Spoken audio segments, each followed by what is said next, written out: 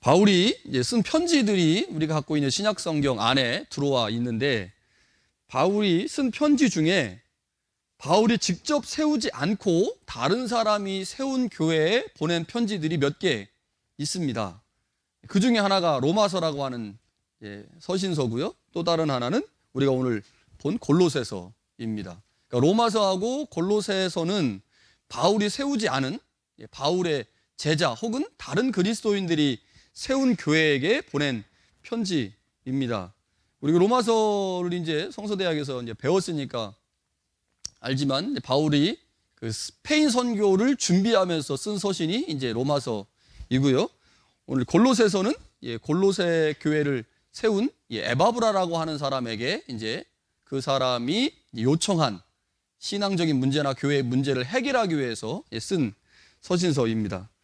골로새라고 하는 도시는 굉장히 비옥한 평원에 위치한 도시이기 때문에, 평원에 위치하고 비옥했다라고 하면 당연하게 이제 목축업이 성행을 했겠죠. 목축업이 성행을 하면 질 좋은 양모가 생산이 될 겁니다. 양모가 생산이 되면 양모로 이제 옷을 만들게 되니까요, 염색업이 발달을 하게 되고, 그래서 이 골로새라고 하는 도시가 목축업이 성행하면서 양모 사업과 양모를 통한 염색업 사업이 발달해서 경제적으로 굉장히 풍요를 누리던 도시가 이 골로새라고 하는 도시입니다.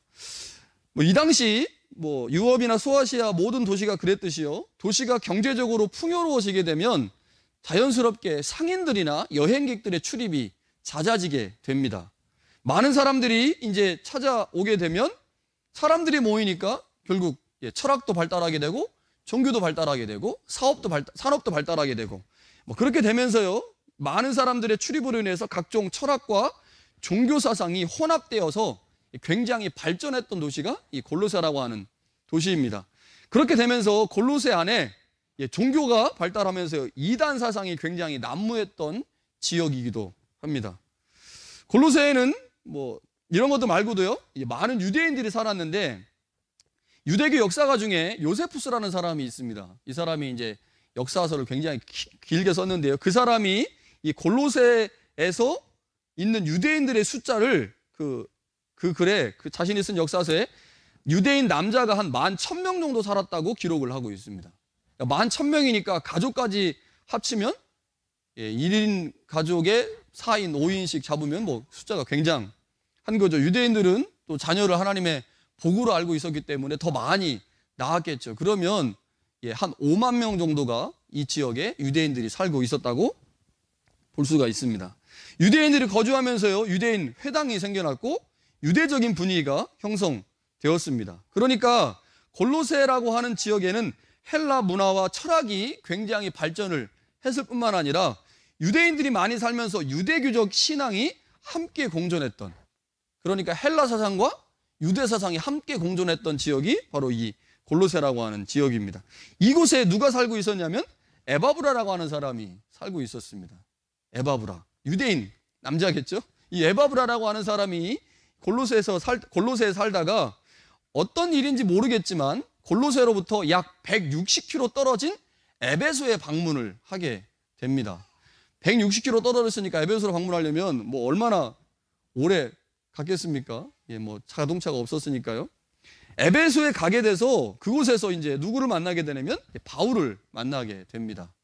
골로새보다 더 번성했던 도시가 에베소거든요. 그 당시에 소아시아에서 가장 번창했던 도시가 이 에베소인데요, 이 에베소에서 이 에바브라가 바울을 만나게 되고 바울에게 그리스도의 복음을 듣게 됩니다. 그렇게 복음을 듣게 된 후에 이 에바브라가 그리스도인이 되었습니다.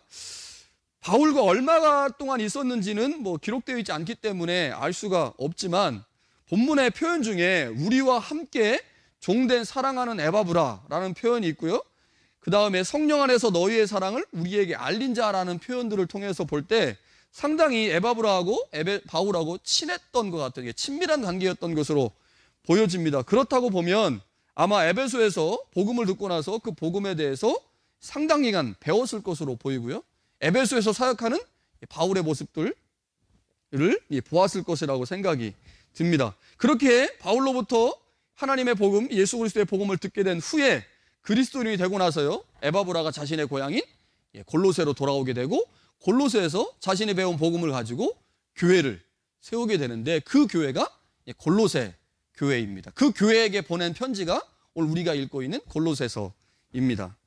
에바브라의 수고와 헌신으로 교회가 세워졌고, 그 교회가 복음의 열매를 맺어 가게 되었습니다. 자, 그런데 우리가 이제 교회 사역을 하다 보면 하나님의 말씀을 전해서 교회가 성장을 하고 복음의 열매를 맺게 되고 또 교회가 아름답게 세워져 가는 것, 그것은 참 기쁜 일이지만, 교회가 그렇게 아름답게 세워져 간다고 교회에 문제가 없는 건 아니죠. 우리 교회가 막 성장하고 있는데 목사인 제가 교회를 볼 때마다 뭐 이렇게 했습니까? 교회 안에 여러 가지 문제들이 있고 그 문제들을 해결해야 되고, 해결하기 위해서 기도해야 되고, 말씀을 연구해야 되고, 사람들을 만나야 되고, 이런 여러 가지들이 필요하겠죠. 그런데 그 당시에 이 골로새 교회도 마찬가지였던 것 같아요. 교회를 세우기 위해서 방해하는 세력들이 있었다고 하는 거죠. 그것은 골로새 지역에 팽배했던 헬라 철학사상이 있었고, 혼합주의 신앙, 이단 사상, 그러니까 이단적인 신앙 사상이나 혼합주의 신앙들, 그리고 유대교와의 문제들, 사실은 교회가 성장하고 교회가 그리스도의 복음의 향기를 드러낸다고 해도 해결해야 될 문제들이 굉장히 많이 있었다고 하는 거죠. 에바브라가 이 문제를 해결해 나가면서 한계에 부딪힌 것 같습니다. 한계에 부딪히면 어떻게 하겠어요? 한계에 부딪히면 자신에게 복음을 전해준 사람에게 지금은 전화를 하겠죠. 전화를 하거나 아니면 제가 한국에 있다면 찾아가겠죠. 제가 서울에 있는데 부산에서 저의 멘토 같은 분이 있다 그러면 이제 부산으로 기차 타고 내려갈 거 아닙니까? 그래서 이 에바브라가 부족한 문제들, 교회에 당면된 문제들을 해결하고자 복음을 전해준 바울을 찾아갑니다. 바울을 찾아가서, 바울과 160km 떨어졌는데 찾아가서 바울을 만나서 교회 상황들을 얘기하고 기도를 부탁하고 또 위로를 받고 힘을 얻고 다시 돌아왔고요. 그때 바울이 이 로마의 감옥에 있었거든요. 그러니까 에베소에서 바울을 만나서 복음을 듣고 이제 교회 와서 개척을 하고 교회가 어느 정도 세워졌겠죠. 그리고 나서 바울이 로마 감옥에 갇혀서 이제 죽을 날을 기다리고 있을 때 로마 감옥에 있던 바울을 만나서요, 복음, 자신의 교회의 상황에 대해서 이야기를 하게 되고, 그때 이제 바울이 로마 감옥에서 골로새 교회 상황에 대해서 이제 편지를 쓰게 됩니다. 바울이 에베소에서 사역을 상당 기간 2년 한 반 정도를 했기 때문에 상당 기간 에베소에서 사역을 했고, 그 사역하던 중에 이제 결국 로마 감옥에 갇히게 되는데, 그 로마 감옥에서 쓴 편지가 이 골로새서입니다. 학자들에 따라서 골로새서가 바울이 쓴 친서가 아니다라고 말하는 학자들도 있습니다. 골로새서라든지 그다음에 에베소서라든지 이런 책들이 바울이 쓴 친서가 아니고 바울의 제자들이 쓴 책이라고 말하는 학자들도 있지만, 교회 전통은 이 골로새서는 이제 바울이 쓴 책이라고 보통 보죠. 바울이 썼다면 아마 로마의 감옥에서 썼을 가능성이 굉장히 많습니다. 자, 바울이 골로새서를 기록하면서 이제 1절과 2절은 이제 서론에 해당되고요. 3절에 이렇게 말을 합니다. 우리가 너희를 위하여 기도할 때마다 하나님 아버지께 감사한다.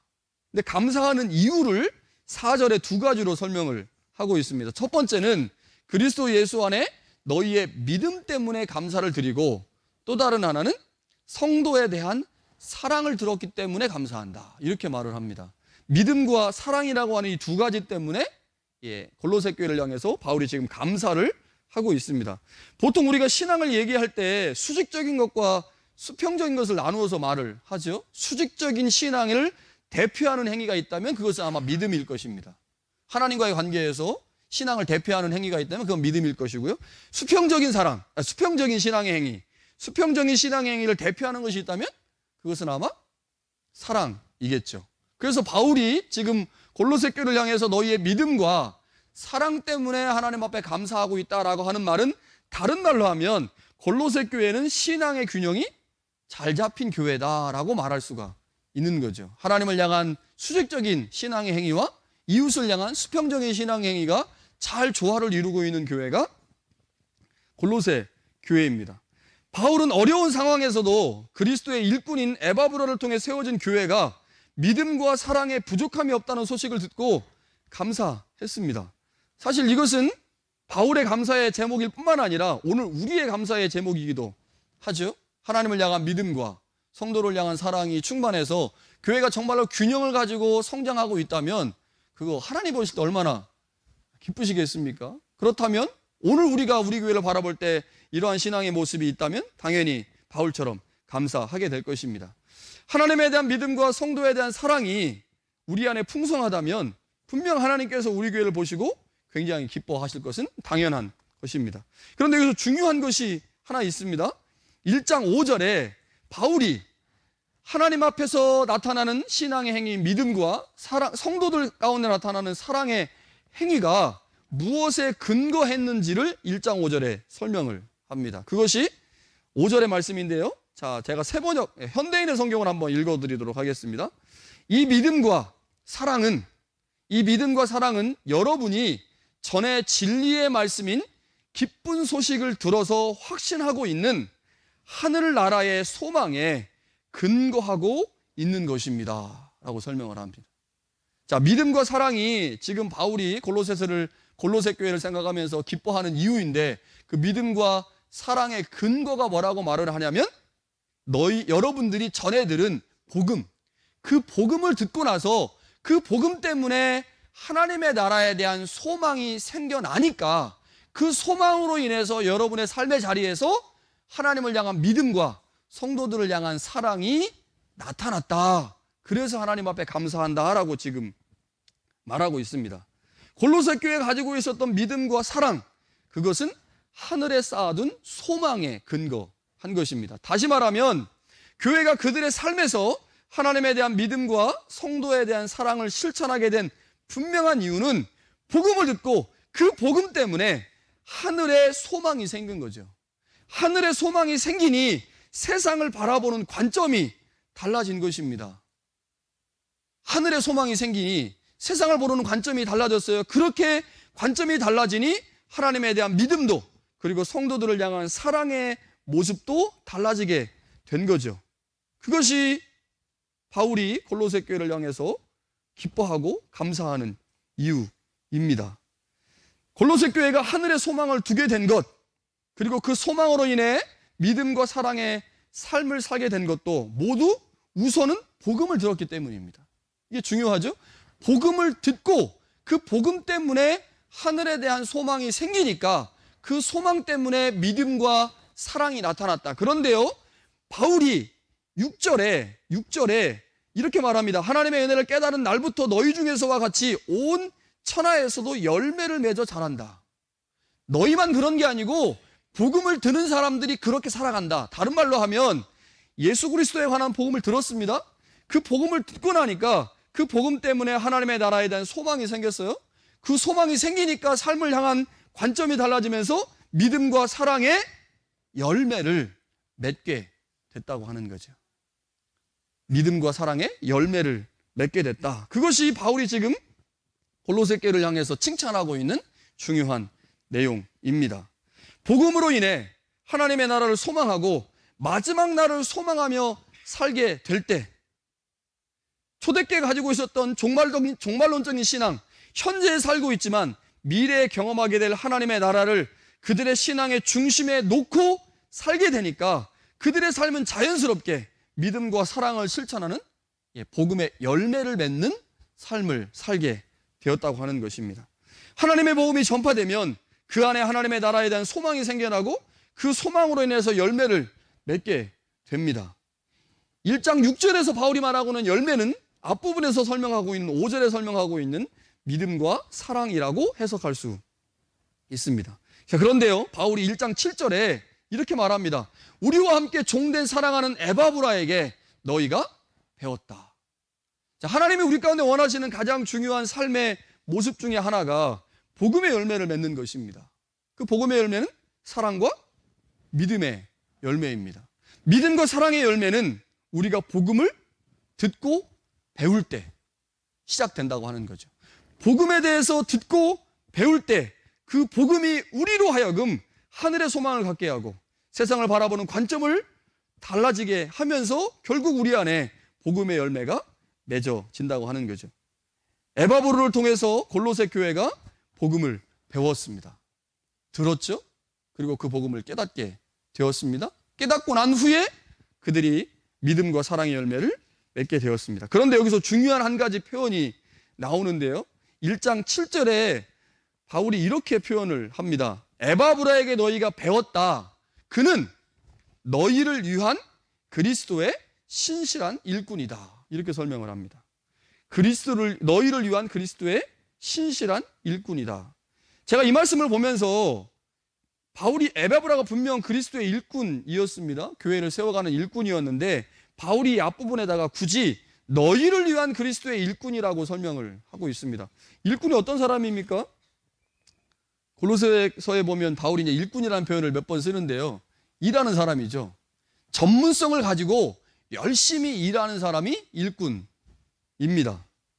자, 그렇다면 에바브라가 하나님의 교회를 위해서 그리고 그 교회 안에 있는 성도들을 위한 일꾼이었다라고 하는 것은 에바브라가 골로새 교회의 성도들에게 복음을 가르치면서 대충 가르치지 않았다고 하는 거죠. 대충 가르치지 않았다. 일꾼이라고 하는 건요, 단순히 일하는 사람만을 의미하지 않습니다. 제가 이제 그 10월 첫째 주에 저희 이제 창립주일 때 요 바울의 교회론을 가지고 좀 설교를 좀 하려고 하는데요. 그때 좀 더 자세하게 말씀을 드리겠지만 일을 잘하는 사람한테 일을 시켜야죠. 그렇지 않습니까? 일을 잘하는 사람한테 일을 시켜야지. 안 그러면요, 일 시켜놓고 또 해야 됩니다. 안 시킴만 못할 수 있어요. 우리가 돈을 들여서 어떤 사람을 일을 시킨다고 할 때 그 사람이 가지고 있는 전문적인 기술이나 지식들을 믿기 때문에 그 사람에게 돈을 주고 일을 시키는 거죠. 그냥 일 잘하게 생겼다고 일 시키지 않습니다. 전문적인 지식이나 기술이 있어야 되는 거죠. 마찬가지입니다. 에바브라가 너희를 위한 그리스도의 일꾼이라고 말하는 것은 그가 교회를 섬길 때, 교회를 세워갈 때 복음에 관해서 전문적이었다고 하는 거죠. 전문적이었다. 우리가 교회를 세우려면요, 교회에 대해서 전문적 지식이 있어야 됩니다. 하나님의 말씀을 가르치려면요, 하나님의 말씀에 대한 전문적 지식이 있어야 됩니다. 그렇지 않고 가르치면요, 나중에 다른 사람이 다시 가르쳐야 돼요. 그때는 더 힘들어집니다. 이미 잘못된 것이 머릿속에 들어와 있으면요, 그것을 바꿔내는데 상당히 어려운 거죠. 자, 그러니까 이 말씀, 너희를 위한 그리스도의 일꾼이라는 표현은 에바브라가 하나님의 복음, 그리스도의 복음에 대해서 너희들에게 가르쳤는데 그는 일꾼이었다. 전문적 지식을 가지고 있었다. 이 일꾼이라는 말의 또 다른 표현은요, 진짜 열심히 일하는 사람이죠. 전문적 지식을 갖고 있다고 게으름 피우면서 난 이 정도 지식이 있으니까 니네들이 와서 배워. 그리고 조금 가르쳐주고 이렇게, 이건 일꾼이 아닙니다. 전문적 지식을 가지고 있으면서, 경험을 가지고 있으면서 최선을 다해서 일하는 사람이 일꾼인 거죠. 그러니까 에바브라는 골로새 교회에서 성도들에게 복음을 가르치면서 전문적 지식을 가지고 있으면서 그의 삶 전체를 헌신하면서 그들에게 복음을 가르쳤다고 하는 것입니다. 다른 말로 하면 말로만 복음을 가르친 것이 아니라 그의 삶 전체를 골로새 교회의 롤모델을 삼아가면서 내가 너희들에게 그리스도의 복음의 일꾼으로 너희들에게 본을 보이겠다고 하는 심정을 가지고 하나님의 복음을 전했다고 하는 것입니다. 여러분, 사실 우리가 복음을 전할 때요, 삶이 수반되지 않은 복음은요, 공허할 수밖에 없습니다. 목사들이 하나님의 말씀을 가르치면서 삶이 수반되지 않으면 여러분 설교 들으면서 이렇게 생각하시잖아요. 아니, 목사님은 안 하면서 왜 자꾸 우리한테만 하라고 합니까? 그 목사님들도 해보시지. 목사님은 거기서 그냥 말만 하면 되니까 편하시죠? 우리는 해야 되고. 그런 생각 안 듭니까? 아니, 나는 죽으라고 똥 빠지기 일하고 똥 빠지기 하는데 목사님은 하나도 안 하면서 그냥 이거 해라 저거 해라 이렇게 해야 됩니다 저렇게 해야 됩니다. 아니, 말하긴 쉽지. 이렇게 되잖아요. 그러니까 목사가 정말 교회를 제대로 세우려면, 복음을 제대로 가르치려면 목사가 말한 거에 대해서, 가르친 것에 대해서 실천하지 않으면 사실은 성도들에게 생명력 있는 말씀으로 가지 않기 때문에 공허할 수밖에 없는 거죠. 이거 우리가 다 이미 경험하고 있는 것입니다. 분명히 우리가 하나님의 말씀을 가르칠 때, 복음을 가르칠 때 첫 번째 단계는 말입니다. 첫 번째 단계는 말이죠. 말로 가르치죠. 누군가에게 복음을 가르칠 때 가장 먼저 사용하는 것이 말입니다. 지식이죠. 그래서 제가 여러분들에게 복음을 전할 때 말을 가지고 가르치고요, 내가 갖고 있는 지식들을 가지고 복음을 설명을 합니다. 그 복음에 대한 설명을 여러분들이 잘 듣게 됩니다. 그러면 이제 여러분들이 수용을 하겠죠.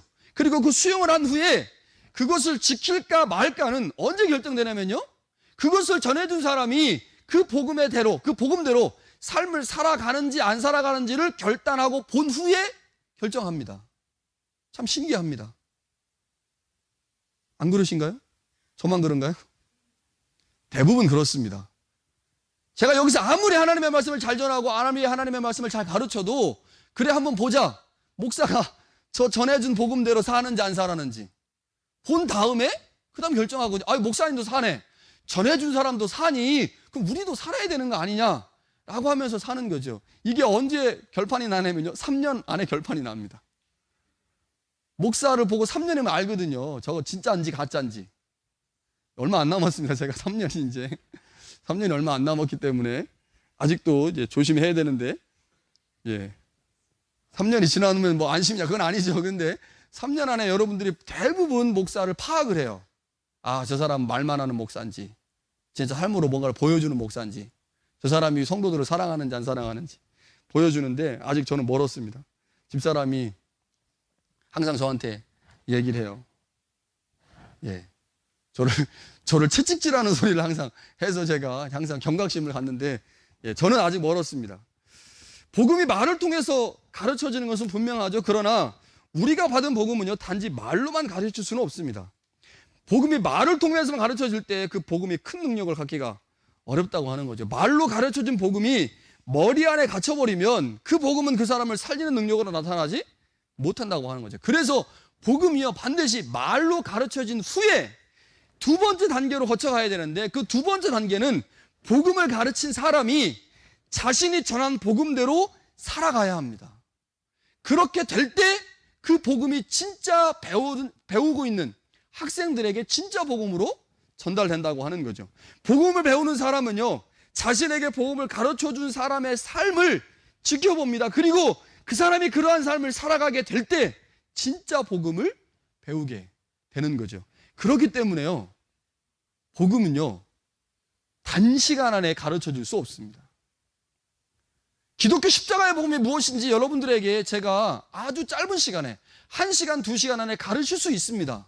그러나 진짜 복음을 가르치려면요, 그 복음을 가르친 후에 목사가 십자가의 삶을 사는지 안 사는지를 보여줘야 진짜 복음이 가르쳐지기 때문에요, 한 달, 2달 가지고 안 되는 거죠. 예수님처럼 최소 3년은 가르쳐야 진짜 복음이 가르쳐지기 시작한다고 하는 것입니다. 삶을 수반하여 가르쳐진 복음이 진짜 복음의 능력을 발휘할 수 있습니다. 예수님이 그의 제자들에게 가르치신 복음은 삶을 수반한 것이었죠. 예수님은 언행일치를 통해 복음을 가르쳤습니다. 예수님은 삶으로 복음을 가르쳤고, 그의 제자들은 몸으로 그 복음을 배웠습니다. 스승이신 예수 그리스도에게서 삶을 복음으로 배운 제자들, 예수님이 하늘로 승천하신 후에 그들도 예수님처럼 스승이 되었고요, 그 누군가에게 복음을 삶으로 가르쳤습니다. 그렇게 우리가 복음을 받았습니다.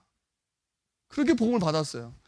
지금 교회의 가장 큰 문제가 무엇입니까? 복음을 삶으로 가르치려고 하지 않습니다. 복음은 말로 가르치는 거라고 생각해요. 그래서 복음을 설명하려고 합니다. 사랑의 교회를 담임하셨던 오카노 목사님께서 제자 훈련을 하시면서 말씀하신 거죠. 제자 훈련은 성경 공부가 아니다. 지금까지 성경 공부를 어떻게 했습니까? 말로 한 거거든요, 말로. 삶을 수반하지 않고 말로 가르치는 게 성경 공부였어요. 그런데 제자 훈련은 그게 아니라는 거죠. 삶을 보여줘야 된다고 하는 것입니다. 우리가 복음을 가르칠 때 그것은 단순히 말로만이 아닌 삶을 수반하여 가르쳐야 되는 거기 때문에 상당히 오래 걸립니다. 나무를 심고 나서 열매를 맺으려면 상당히 오랜 시간이 있어야 열매를 맺을 수 있는 것처럼, 그렇게 상당한 오랜 시간을 기다려야만 맺을 수 있는 것이 열매이고, 그것이 복음이라고 하는 거죠. 그런 면에서 본다면요, 예바브라는 골로새 교회를 잘 목회했던 사람입니다. 그러기에 하나님 사랑, 하나님에 대한 믿음과 성도들의 사랑이라고 하는 이 밸런스가 잘 유지되는 교회를 만들 수 있었고, 그것을 바울이 듣고서 얼마나 기뻐했겠습니까? 자신이 세운 교회가 아닌데 그렇게 교회가 성장하고 교회가 잘하고 있으니 얼마나 기뻤겠습니까? 좋은 열매를 맺으려면요, 인내해야 합니다. 근데 이 사람이라는 게 참 이게 나빠가지고 복음 가르쳐 놓고 빨리 열매가 맺어지기를 원하거든요. 한번 성경 공부해 놓고 한번 말씀 가르쳐 놓고 그 열매가 맺어지기를 막 원해요. 그리고 안 되면 막 승질 내고. 이게 나쁜데. 그래서 이제 목회를 하면서 최소 3년은 기다려야 됩니다. 그냥 기다려야 돼요. 아무 얘기 안 하고. 이 사람들이 들은 말씀으로 목사의 삶을 보고 이들의 삶이 변화되기를 그냥 기다려야 되는데 이 3년 기다리기가 참 어렵습니다. 3년 안에 못 기다리면 이제 목사의 승질이 다 나오는 거죠. 근데 제가 좀 기다리는데 좀 힘이 듭니다. 예, 열심히 기다리겠습니다. 열심히 인내하고 참고 열심히 기다릴 테니까 여러분들, 여러분들이 배운 그 복음이 열매를 맺어갈 수 있도록 여러분들도 최선을 다해서 노력을 해주시면 좋겠습니다. 자, 교회 안에 많은 믿음의 자녀들이 있습니다. 항상 부족함을 느끼지만 그럼에도 불구하고 우리 교회는 교회 학교 교육을 위해서 지금 최선을 다하고 있습니다. 이들에게 하나님의 말씀을 가르치는 일에 최선을 다합니다. 말씀을 가르칠 뿐만 아니라 인성을 교육하고 언어를 교육하는 일에도 지금 최선을 다하고 있습니다. 앞으로도 최선을 다할 것입니다.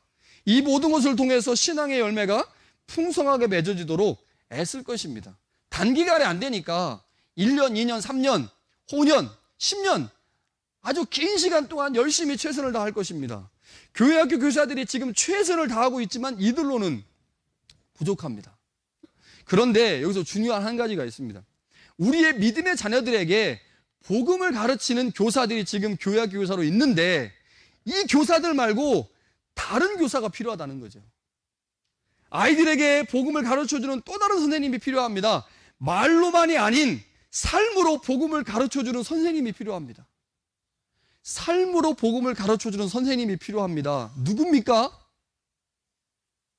믿음의 1세대들입니다. 여러분들이 할 일은요, 교회학교 선생님들은요, 말로 가르쳐주죠. 야, 예수님은 이런 분이야. 하나님은 이런 분이야. 복음은 이런 거야. 우리 이렇게 신앙생활을 해야 되라고 말합니다. 그런데요, 아이들이 선생님의 삶을 볼 수가 없습니다. 선생님들이 미치지 않은 한 교회에서 애들한테 말씀 가르쳐 놓고 막 욕하겠습니까? 아우, 선생님은 말씀을 가르치는데 교회에서 욕을 해. 나 저 선생님 말 안 들을 거야. 이러겠습니까? 제정신이 아닌 이상, 제정신이 아닌 선생님이라면 그렇게 하겠지만 정상적인 선생님이 교회에서 아이들에게 말씀을 가르쳐 놓고 이상한 행동 안 할 거 아니에요. 제가 교회에서 이상한 짓 하겠습니까? 다 보고 있는데? 집에서만 몰라도? 마찬가지죠. 그런데요, 여러분들의 자녀들이 여러분들을 보고 있습니다. 집에서요. 도대체 엄마가 무슨 생각을 하는지, 어떤 행동을 하는지, 어떤 말을 하는지 보고 있어요. 이세가 이런 얘기를 합니다. 한국말에 대해서 부정적인 생각이 있어요. 왜 그러냐? 한국말은 혼내는 말이라는 거예요. 혼내는 말. 엄마나 아빠가 애한테, 이세한테 한국말을 하죠. 뭐 할 때 쓰러 써요? 소리 지를 때 쓰는 말이거든. 그러니까 한국말은 상당히 좋은 언어인데, 사랑의 언어가 있는데, 이세애들한테 한국말은 혼날 때 쓰는 말이에요. 혼날 때. 그러니 부정적인 의미가, 부정적인 생각이 들어와 있어요. 그러니 안 배우려고 하는 거예요. 한국말. 그 말을 배우면 어떻게 해요? 나도? 누군가에게 혼을 내게 된다는 거죠. 얼마나 이게 불행합니까? 주님이 오늘 우리에게 골로새 교회를 세운 에바브라처럼 그리스도의 신실한 일꾼이 되어 삶으로 복음을 가르치실 수 있기를 소망하고 계십니다. 여러분, 선생님입니다. 우리는. 우리 옆에 사람한테 얘기합시다. 선생님이래. 한번 얘기해 주세요. 선생님이래. 장집사님 선생님이래요. 아직 얘기가 없지만. 여러분, 우리 모두 선생님입니다. 하나님의 복음을 삶으로 가르쳐야 되는 선생님들입니다. 그리스도의 신실한 일꾼이 되어서 최선을 다해서 우리 아이들에게 하나님의 말씀을 가르쳐야 되는 사람입니다. 여러분이 어떻게 행동하느냐, 여러분이 어떻게 말하느냐, 여러분이 어떻게 사고하느냐가요, 여러분들의 아이들에게, 그리고 우리 교회의 믿음의 2세들에게 그대로 전달이 됩니다. 그래서요, 부모 때문에 교회의 신앙생활을 더 잘할 수도 있지만 부모 때문에 복음을 거부하고 교회를 안 나올 수도 있습니다. 교회학교 선생님 때문일까요? 그럴 수 있습니다. 교회학교 선생님이 난폭해가지고 그럴 수도 있지만요, 그렇지 않은 경우들이 훨씬 많다고 하는 거죠. 우리의 믿음의 자녀들에게 좋은 신앙의 롤모델이 돼주기를 주님은 지금 바라고 계십니다. 그들에게 말로만이 아닌 우리의 삶을 가지고 하나님을 어떻게 섬겨야 하는지를 가르칠 수 있기를 주님이 기대하고 계십니다. 우리 아이들에게 어떻게 서로 사랑해야 하는지를 보여줄 수 있기를 주님이 지금 고대하고 계십니다. 우리의 왕이시며 주인이신 하나님은 우리에게 복음의 열매를 요구하십니다. 하나님이 우리에게 요구하시는 열매는 오직 하나님의 복음을 듣고 그 복음을 바로 배울 때만 가능합니다. 복음이 내 안에 들어와서 그 복음이 내 삶 전체를 주장하고, 그래서 세상의 질서가 아닌 하나님의 질서를 따르게 함으로 바울식의 표현을 한다면 하늘의 소망을 갖게 될 때, 그때 복음의 열매가 맺어진다고 하는 거죠. 부모가 돈에 관심이 있어서요, 돈 하는데 자식이 복음을 제대로 배울 수 있겠습니까? 세상에서 제일 중요한 돈이라고 생각하겠죠. 왜? 부모가 돈 하니까요. 여러분, 내 자녀가 하나님의 사람으로 세워지는 것, 일정 부분은 우리의 책임입니다.